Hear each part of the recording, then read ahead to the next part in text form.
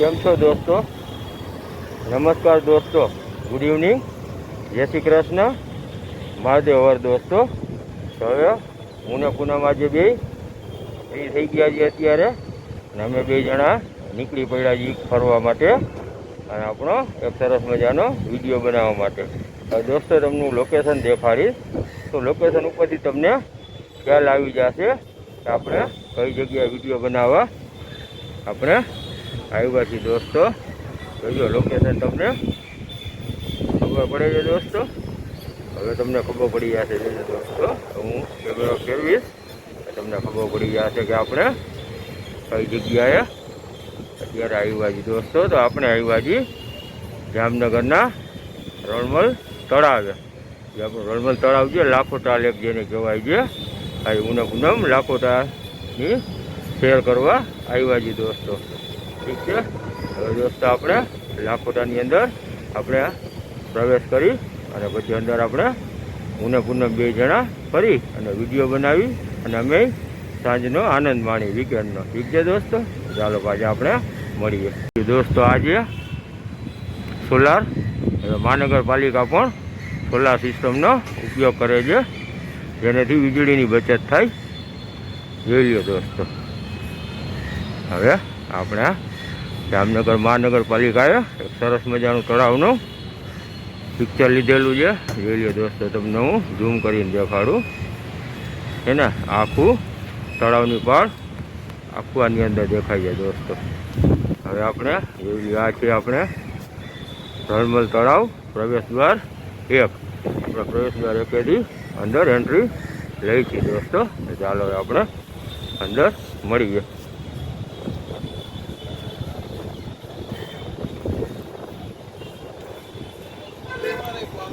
Okay કાકા,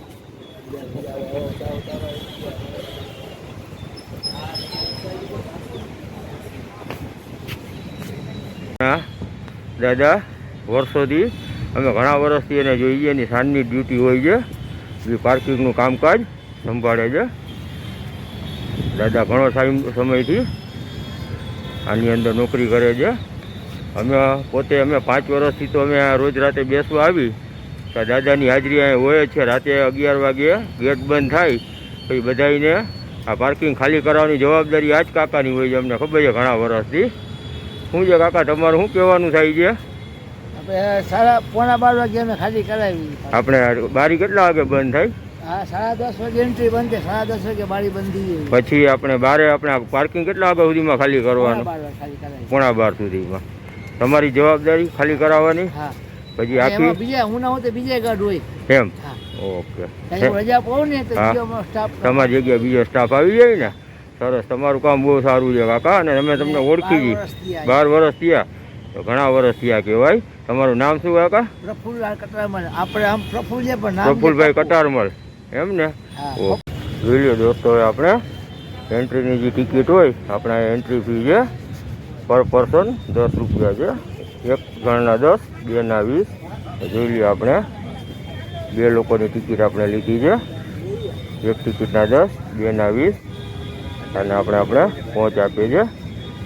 આ ticket આપણે અંદર દેખાડીએ એટલે આપણે અંદર એન્ટ્રી મળી જાય દોસ્તો. તો ચાલો હવે આપણે અંદર એન્ટ્રી લઈ. ઠીક છે દોસ્તો, ચાલો.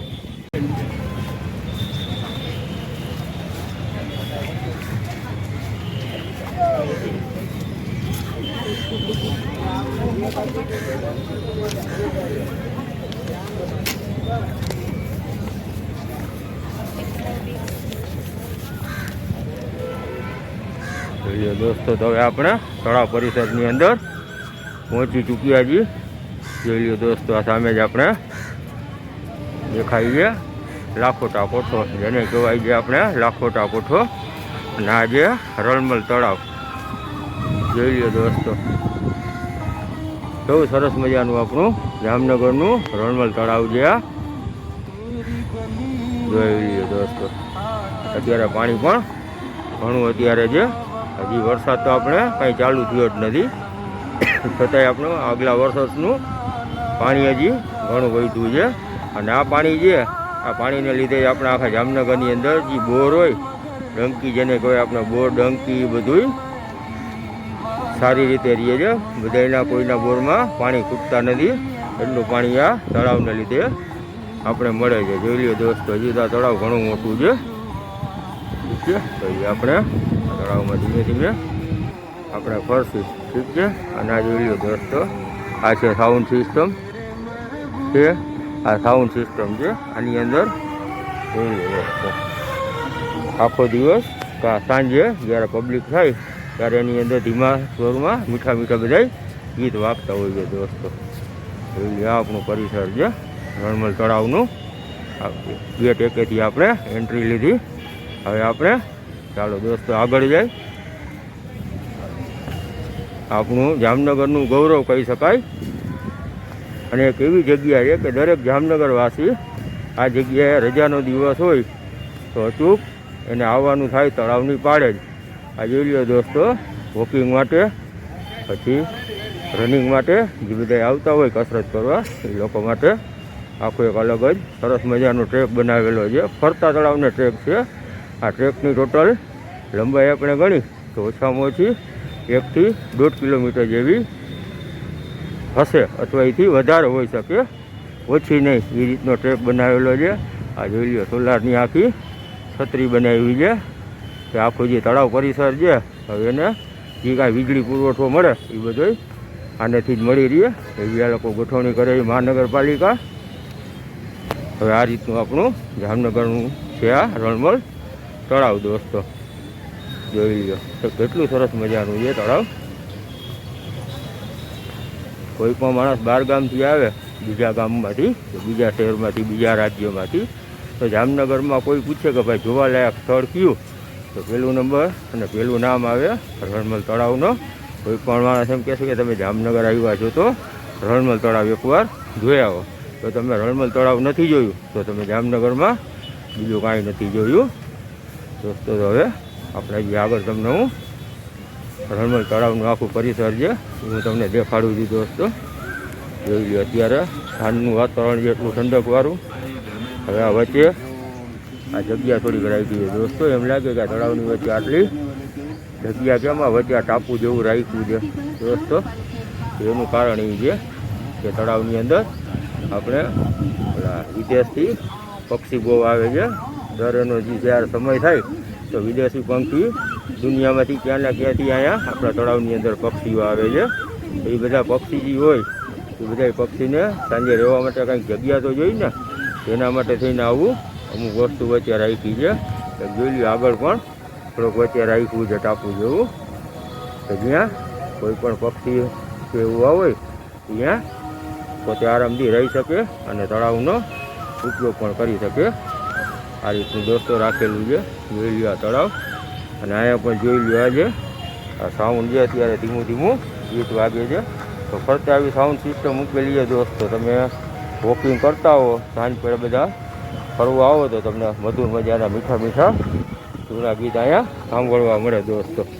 ઠીક છે, હવે ચાલો આપણે તમને અહીંથી આગળ લઈ જાઓ દોસ્તો. હવે આ બધા જે જોઈ લો દોસ્તો, આ બધા જૂનવાણી ઝાડ જે કેટલા જૂના હશે એમ સમજો ને કે આ રાજાશાહી વખતની આ જગ્યા છે. આપણા જામનગરના રાજવી થઈ ગયા, આપણા જામનગરના રાજવીએ આ આખું તળાવની પાળ બનાવેલી છે, તળાવ બનાવેલું છે. આપણા રાજવી છે એ ભાઈ આપણા બહુ ઓલા દૂરંદેશી હતા. એ લોકોએ વર્ષો પહેલાં આવી કલ્પના કરી આવું તળાવ બીજા બધાને બનાવવું પડે છે બધા શહેરોમાં. અને આપણા શહેરને આપણા રાજવી વર્ષો પહેલાં આ તળાવની આપણે ભેટ આપીને ગયા છે. જામનગરના જે આપણા રાજા રજવાડું હતા બધા લોકોએ પબ્લિક માટે બહુ સારા કામ કર્યા છે. પછી એના જે આપણા જે શત્રુસલિયાસિંહ મહારાજ છે, શ્રી શત્રુસલિયાસિંહ મહારાજ છે આપણા છેલ્લા આપણા જામ સાહેબ છે જામનગરના, એ પણ જામનગરની પ્રજાને ખૂબ પ્રેમ કરે છે.